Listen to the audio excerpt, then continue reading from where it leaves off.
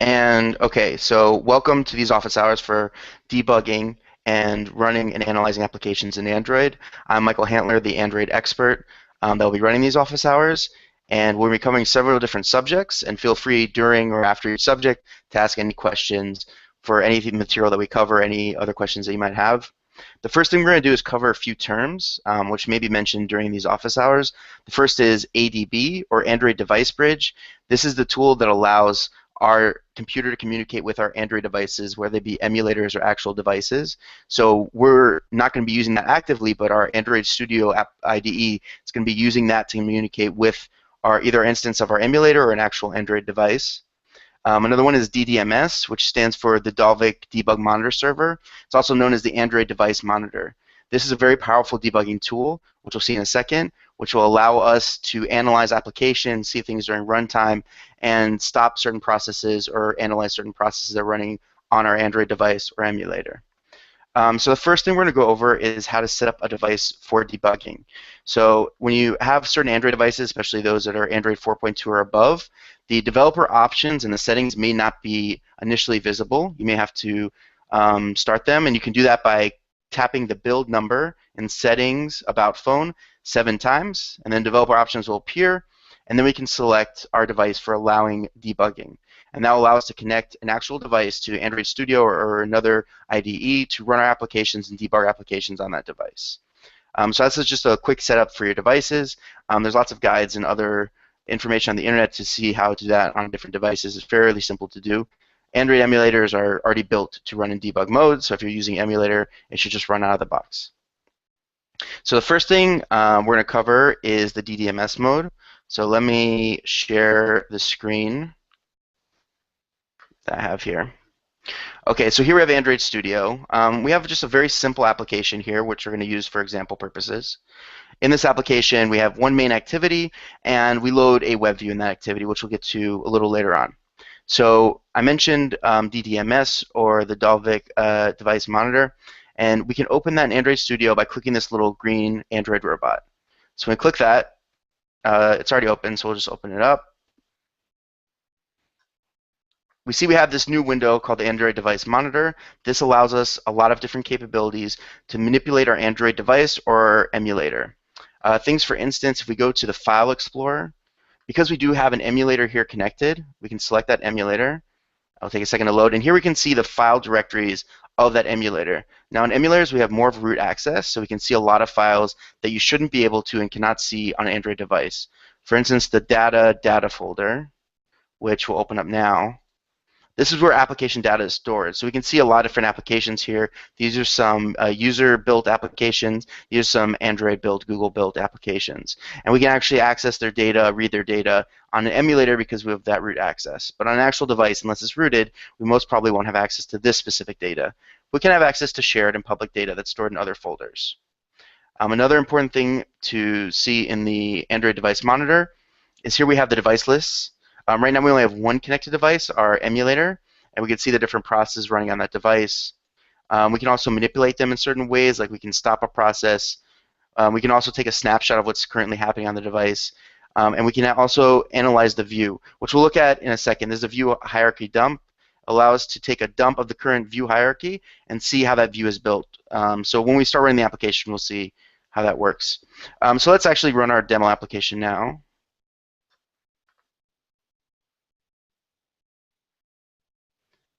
Okay, we'll run on the emulator. Here's our emulator. We see it's already running. It's going to reopen it again in a second.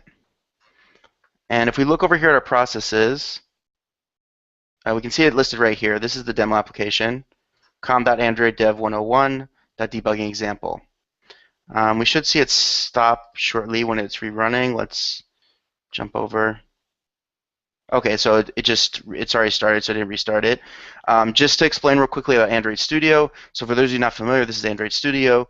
In the bottom of Android Studio, we have a lot of different consoles that we can give us different information, allow us to manipulate different objects in the Android environment.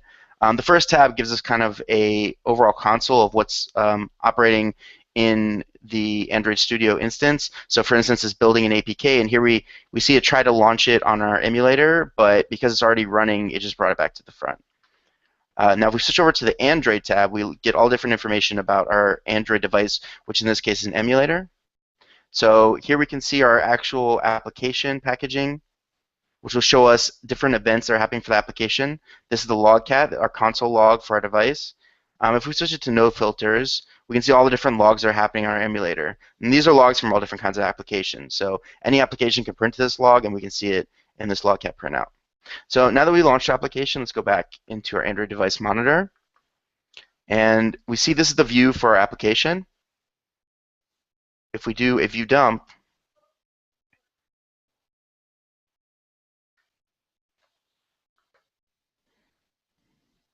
this may take a few minutes because we're running it on the emulator. Okay, there we go. So we see that it opened up a new view. Let's see if I can enlarge that a bit.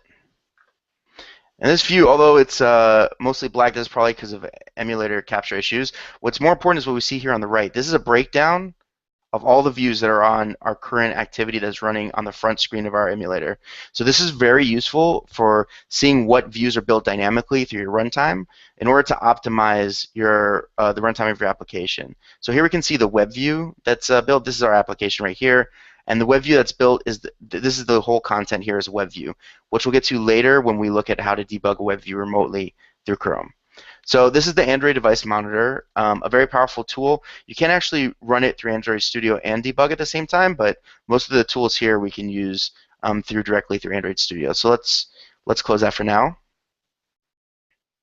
And now let's look at actually how to debug on our emulator device. So in Android Studio, we already created a breakpoint here where we want, let's say, our debugging application to stop. And with breakpoints in Android Studio, we can manipulate them in a lot of different ways. If you right-click, sorry, I didn't explain that. If we right-click on a breakpoint, you can add a breakpoint by clicking the left click.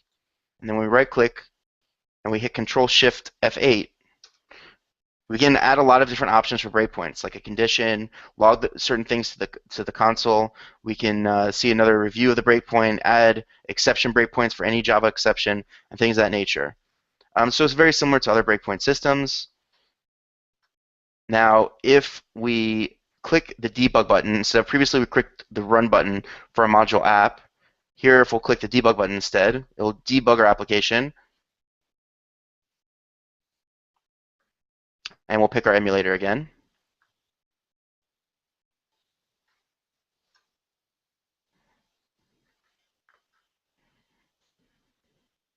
We see it's starting to launch. And the second it launches, we should arrive at our breakpoint once it connects to the debugger. Here we see it's trying to connect.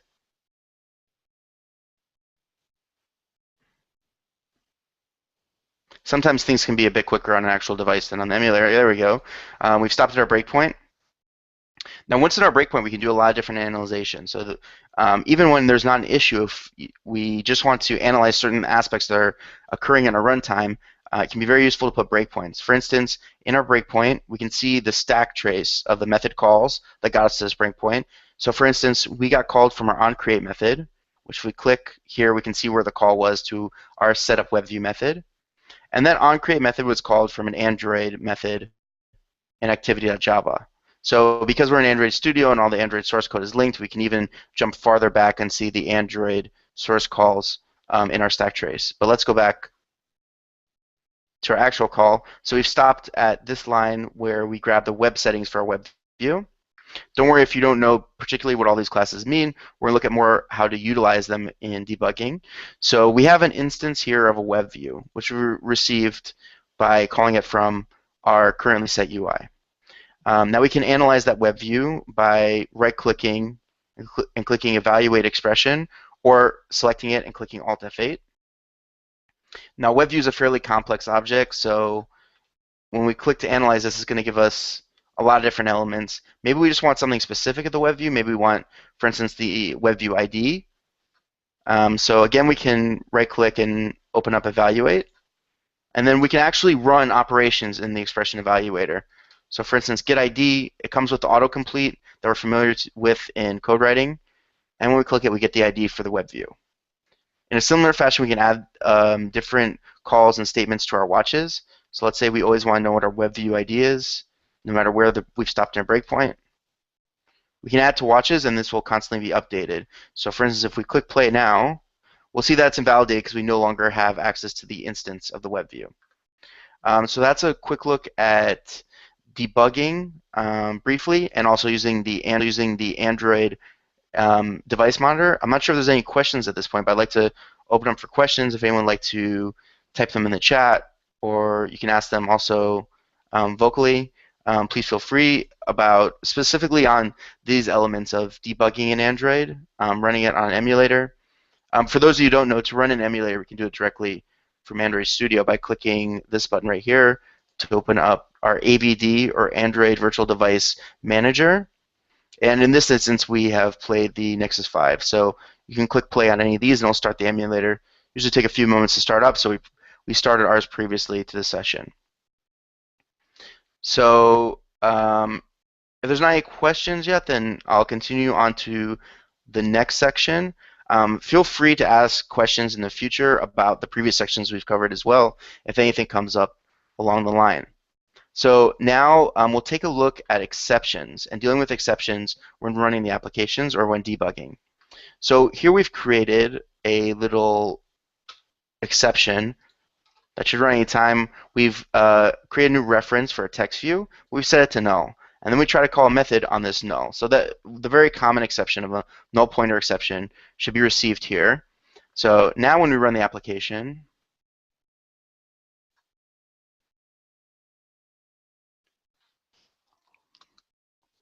run it on our emulator again.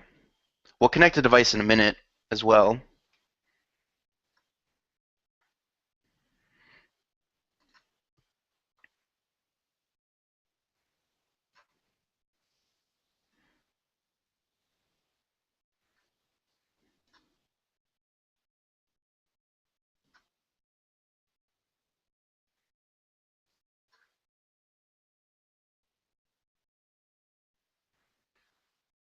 Okay. Still starting up, it looks like. Yeah, so it's still installing it. Sometimes these operations can take a few minutes on Android, but a convenient thing in Android Studio is that we can actually see where the Android Studio is in the process of installing and running the application by opening this Run tab. And we can see here now it's fully been uploaded, and here we're calling the intent command, so that will open our application. So if we jump back, we see our application has been opened and already crashed, and that's because of the exception we've thrown. So this is the kind of window you'll get from the Android operating system when your application has thrown an exception and not handled it in a proper way, and so it's crashed. We jump back to our Android tab where we see the logcat. We see this red error message. So this is the exception and its stack trace. So similar to looking at exceptions in other languages and other developments, it'll get a lot of information from our stack trace. Normally in Android, some of these will be nested exceptions. Like in this case, where we get the first exception here, it's actually caused by this nested exception here, which is our actual problem. So if we look at the second, or usually the last exception, that will be the finally nested exception that caused the following exceptions to occur and be thrown. And here we can look at a few we see from the Android classes themselves. If we look up, we see one with our class name. So our package com.androiddev.101.debugging example and main activity. So this is something from our code that was involved in the stack trace. And this is what actually caused the exception. Conveniently enough, it gives us the line number where if we click it, it'll give us the exact line where the exception occurred. And that's when we try to call a method on a null. A reference that pointed to null. And so just that easily we can find exceptions. It's not always this easy, but in this case it was fairly easy. And then we can eliminate those exceptions by commenting them back out. So the stack traces, you'll notice, sometimes are cut off as well. It won't always necessarily give the full stack trace, but in most cases we're going to want to see what one of the last lines before causing the exception, maybe a few lines before, where maybe we generated a null pointer and then we sent it to another function, and that function tried to manipulate on it. So that's a very convenient, easy way to find exceptions in our code and easily fix them. So if there's any questions on that, on exception handling, feel free to post it in the chat or ask now. And if not, we're going to go into a more advanced topic, which deals with monitoring and debugging WebViews in Android. This is available from KitKat and Higher. And this allows us, WebView is a basic browser-like component that allows us to display, manipulate, and run web-based HTML code, HTML5, JavaScript, CSS, things of that nature. So in our application, if we jump over to the UI, or the main layout for application, which is in our layout resources folder, activity main, the only thing we have a relative layout and we have a web view.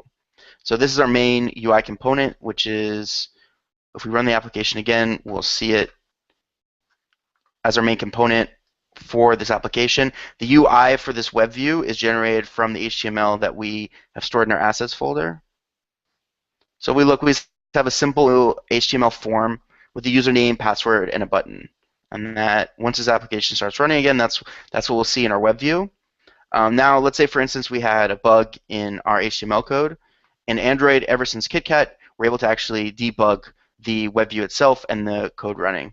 In order to do that, we're going to need to open Chrome. We have to go to the address Chrome ://inspect. When we go in there, we'll see a list of devices that we can debug. Right now it shows the emulator, but it's not showing any instances. That's because we have to wait for the application to start, so we have a web view that Chrome can debug. So let's see where that's standing in the run. Okay, so it's still trying to install, so that'll take a second.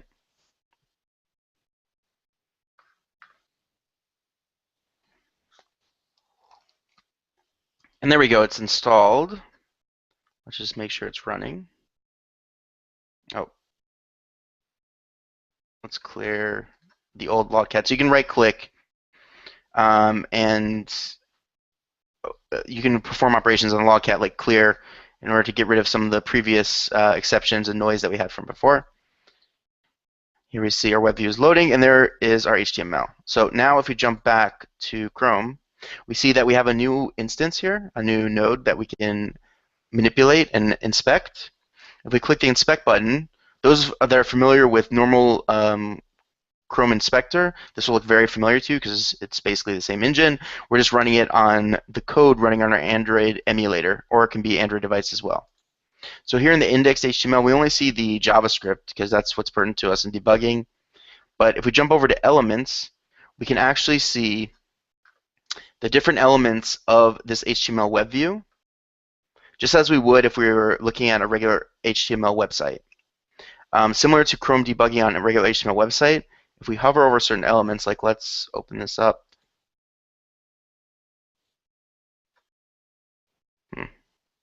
Seems to be stuck there. Oh, well, we see there when we hover over certain elements, it'll highlight them. Let me just restart this. Seems like it's maybe a little.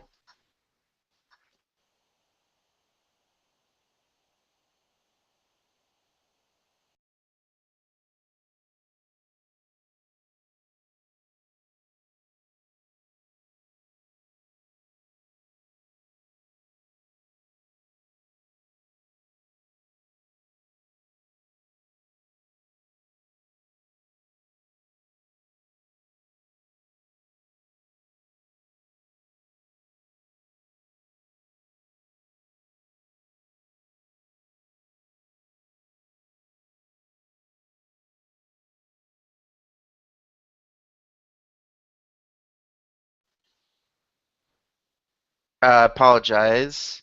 Um, Trying to inspect that seemed to have caused a crash. So let's try that one more time. Okay.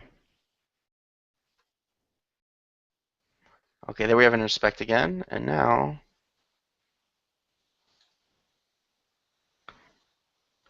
Well, I don't want to tempt Chrome again and see if hopefully we won't cause another crash. But if you see, if we hover over certain things in our elements, that will cause the highlight in our actual web view, just as it would in regular Chrome Inspect. So let's jump over to sources now.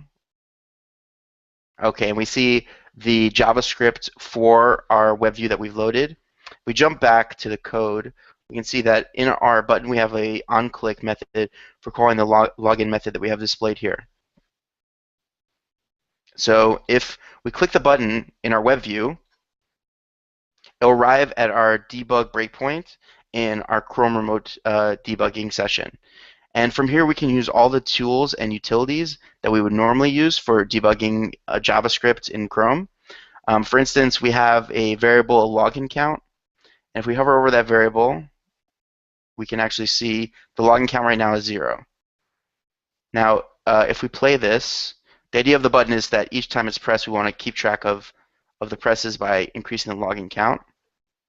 If we press it again, we see that the login count has gone up to 1, just as we expect.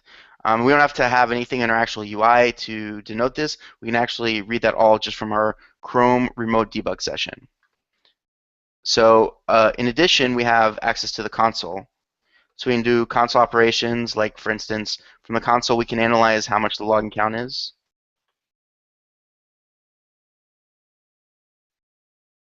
And displays 1 as the answer, which is what we just received. If we continue to play as well, in addition to, here we have this is the console log printed also to our console. In addition to having access to the variables, we have access to the methods in JavaScript, just as we would if we were remote inspecting a regular website. So we can actually call the login method from our console. Now we'll run it from the WebView running on our device. And there it ran it, and if we now call our login count again, oops, sorry, now it should go up to 3. Now if we call our login count again, sorry, it went up to 4, as expected from the previous login counts that we called also from the console. So just how easily we can debug remotely web views and their content. Now I'm going to connect an actual device, and we can look at debugging on device, which is mostly similar. So I now have a device connected. So sorry to interrupt real quick. Yeah, please, please. Yeah, where's the on-click? Because it just goes straight to the function. Sorry, for this example, that on-click is in the JavaScript code. So right here in the button on-click, we call the login. Yeah, in the inspector now, it used to be a little different in previous sessions, previous tools, but they would display the HTML code as well. Here we only have the JavaScript code, so you can't see in the HTML code where the on-click is set. But yeah, we just set it here. If I believe we might be able to see the HTML code. Well, we might be able to see it in Elements, but that seems to be causing some issues right now with Chrome because I have so many windows open probably. So, but that's where the on-click is listed. In Java, though, we could also have an on-click, which we could declare dynamically in the Java code or in our XML. We could also create an on-click for a native button as opposed to a web view. Do you have any other questions about the remote Chrome debugging? No? Okay. So I'll just continue. If you have any other questions, feel free. Sorry I didn't notice it when you wrote it in chat. Feel free to ask in chat, or you can chime in as well. So now I just connected a real device. So if we go back to Android Studio, and now if we click play, I'll take a second to compile. Here we can see some of the tasks running in the bottom. Now we see 2 devices listed. One is our emulator, which we've previously run on, and the second is an actual device, which is a Nexus 4. So now if we run on the Nexus 4, take it a second to load. This will run a little quicker if you see it's already installing, and it's already running. So a bit quicker to run on an actual device.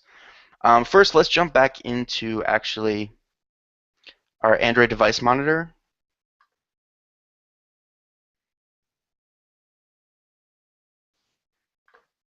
Okay. So back in our Android device monitor, I mentioned we can see a snapshot of the device. So if you notice here in our Nexus 4, we only see the actual application we're running because, again, we don't have root access. So this is not a root device. We don't have root access. So we have a much more limited view of what we can see, the different processes running. If we open the data folder, we'll see that nothing happens because that's private application files and we're not supposed to see that. But one thing we can do is, because we're on an actual device, we can take a screen capture with this button. And there we have a screen capture of, you see it looks exactly the same as what we had in the emulator. We have the icon here for debugging on Lollipop and some other information about the device. You can also use this for, this is a very convenient tool if you need screenshots for maybe publishing in the Play Store, because you can add a lot of different effects to this, you know, from these captured images. Let's see if I can The resolution's a little high, but there's usually options to add outlines and shadows and things of that nature. So that's a neat way to get a screenshot from an actual device. Now let's go back to Android Studio.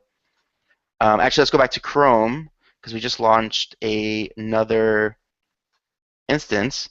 And if we look here, we don't see in the Nexus 4, we see listing for Chrome. So Chrome has launched our Nexus 4, and we can inspect that or focus the tab or do different things. We don't see a different instance or node for our safe hybrid app.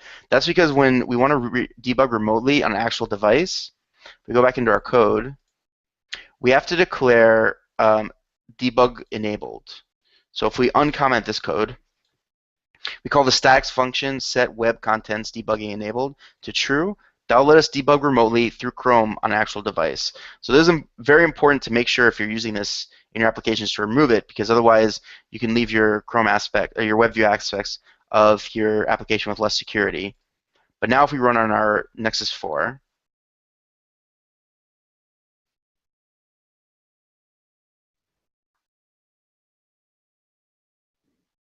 okay, it's running on our Nexus 4, and if we jump back to Chrome, now we do see it listed. So here's our Nexus 4, and then the things that we can inspect our Nexus 4 are Chrome and the application. We jump into inspect, we see the same view that we'd have on our emulator. So it's just important to add that line when debugging on an actual device. And you want to debug WebView. So that's a little bit about how to debug and analyze things on an actual device and as well on a emulator with native code or with even HTML5 code. I'm just going to run real quick and show you how similar it is to debug on an actual device. So if we run the debug process, and this time we'll select our Nexus 4,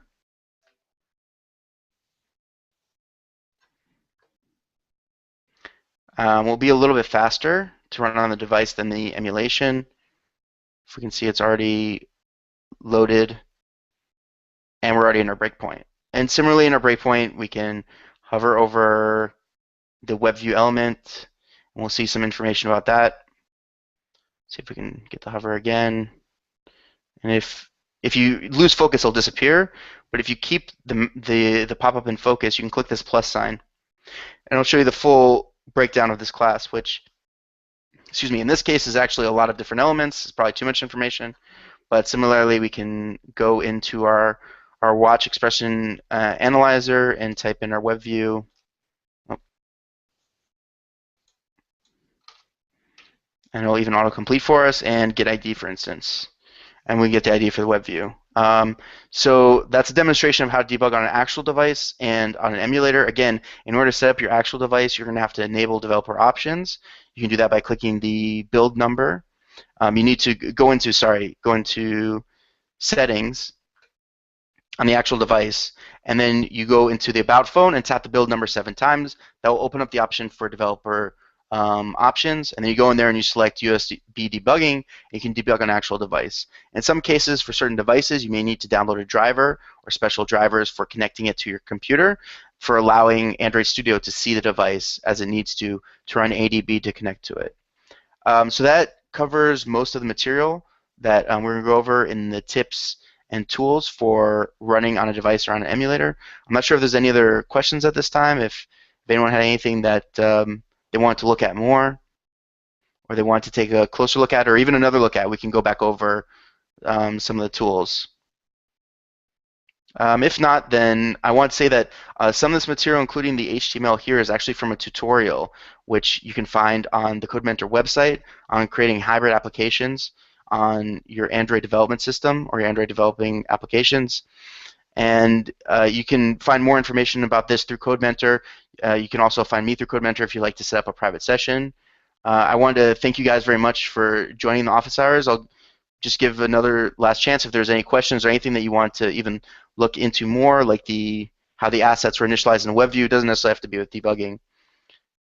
Okay, one question. I'm going to repeat it for the recording. Say the two developers are developing an app, and one is using Eclipse and the other is using Android Studio. Okay, is that feasible and some potential issues? Okay, so not directly debugging, but does touch on debugging a decent amount. So I'm going to stop doing the share desktop. So first of all, the file structures in Android Studio and in Eclipse are usually different. They don't have to be. They're both versatile that you can sometimes manipulate them to be the same. There's an import from Eclipse process, so you can import a project from Eclipse into Android Studio. Another major difference usually is that Android Studio uses by default the Gradle build system. And in many cases, Eclipse will not be using that. Eclipse uses normally by default the Ant build system actually. So some of those things might have to be changed. Now your source code in general should all be the same. So I know a common practice that I've seen a few times is that instead of using source control for the whole project and all the project configurations, if you use source control for the actual project files, like the source files and the resources, and then everyone can install them to their own place, or you can convert the whole project to be Android Studio compatible. It's not usually a very extensive project process to just change the project structure.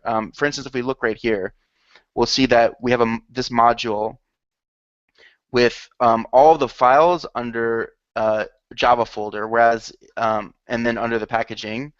Whereas if we open this in Explorer, oh, I'm sorry, I'm the screen share. Let's do screen share again.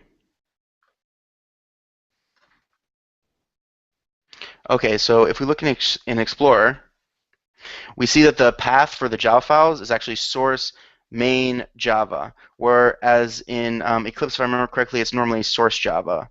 Or actually, I believe it's just source, and then the package name. So there's a little bit of structure changes that may need to be done to make it more compatible, but there is a process for importing projects into Android Studio as it is, so they make it a little easier for you. And it's not usually a long process to change. Again, if you wanted to just have the source files, like your Java files within your package, that structure will all be the same. You'll have your package and then the Java source files. You will have to do probably some changes for the build, and your resources you have to make sure they're all kept the same as well. So that's a little bit about how compatibility. The most common thing I've seen with most clients I've worked with and other companies I've worked with is that they'll just upgrade the Eclipse project to work with Android Studio, and then it's very easy for you to open that project again in Eclipse. And then you may have to disable Gradle or have it working only on Android Studio. So that hopefully answers your question a little bit. And another question is how to get around, or is there a practical way to get around a slow emulator? So as we saw here, the emulator, especially compared to our device that we were running the application on, was significantly slower. There are some third-party emulators, like for instance, Genie Motion is a fairly popular third-party emulator. In a lot of cases, a lot of developers will just use actual devices because those devices have their own dedicated resources like processor and memory that are dedicated to running the applications in Android. Um, Now, for presentations, it's maybe not as useful because I couldn't show my screen as easily. There are ways to do that as well. For instance, which we didn't see here, if I change, sorry, let me play through this. Um, there's an option actually. It's not selected now. I think the device might have been disconnected, but there's an option to record your screen in Android Studio on the device, and for any reason that you might need to show the screen. But yeah, there's third-party emulators. Again, Genie Motion is a fairly popular one. There are some other third-party emulators as well that are very popular. And a common solution is just use an actual device, connect it very easily. Once you download the drivers and enable it for debugging, then it's very easy to use an actual device with your application. So if there's any more questions that we can go into about debugging or general questions as well. And if not, then, oh yes, one last one, please. Go ahead. Okay, the next question is there a straightforward way to integrate material design to the dev process within Android Studio IDE? I mean, material design includes a lot of different aspects, including animations, different color schemes to be used. I'm not sure if the specific aspect of material design, a lot of it's built in. There's even some of material design that's included in the support library, so you can make it backwards compatible to Android versions running less than Lollipop or Android 5.0. But specifically in the designs, like if we look, let's go back into our layout. I mean, there's not really anything. Here we can resize this. Uh,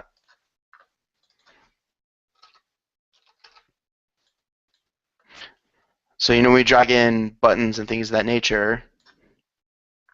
I mean, it's going to use the default design, which for this, it's set to version 21 for Android Lollipop. Screen share, Oh, please. Mhm. sorry about that. There we go. Sorry about that. Okay, so I just dropped in this button. Let's drop it in again. So we see we drop in a button. Let's zoom in. So it's using the assets from Android 21 because that's what it's set to. We can set it to an earlier version. Here we have Android KitKat. So the Android design viewer for drag and drop WYSIWYG editing of the views is very convenient, and we see now the more ice cream sandwich or hollow kind of version of the button. But material design in general, if you want to integrate into your applications, you probably want to use the support library. There's some aspects that are available there, but some of that might have to be custom done because not all aspects of material design are available in the Android support library. But you can see more information about that on the Android developer portal. They have information about using material design through the support library. If your minimum version is 5.0, then that would be fairly easy because at least the UI assets, or a lot of the UI assets, will be built in for you for material design because you're using Android 5.0. But presumably be using a version of Android that's less than 5.0 because that's a fairly new version, Lollipop. And then you'll have to use some backwards compatibility or some own designing of your own in order to use those things. I believe that some of the animations for material design are available in the support library, but I don't think that they all are. So that might require some own implementations on your part to allow for material design like animations in your application. So I'm not sure if that hopefully effectively answered the question. I know material design is a little bit of a big topic. Okay, good to hear. So I want to thank you guys very much for joining in these office hours. I hope you guys enjoyed. I know, sorry with the crash in the middle, again, you can please feel free to find me on CodeMentor if you'd like a one-on-one session. There's also tutorials available in Android on CodeMentor by myself and many other experts. And I hope you guys enjoy your time in developing in Android because it's a very enjoyable experience. So have a great day, and thanks again for joining us.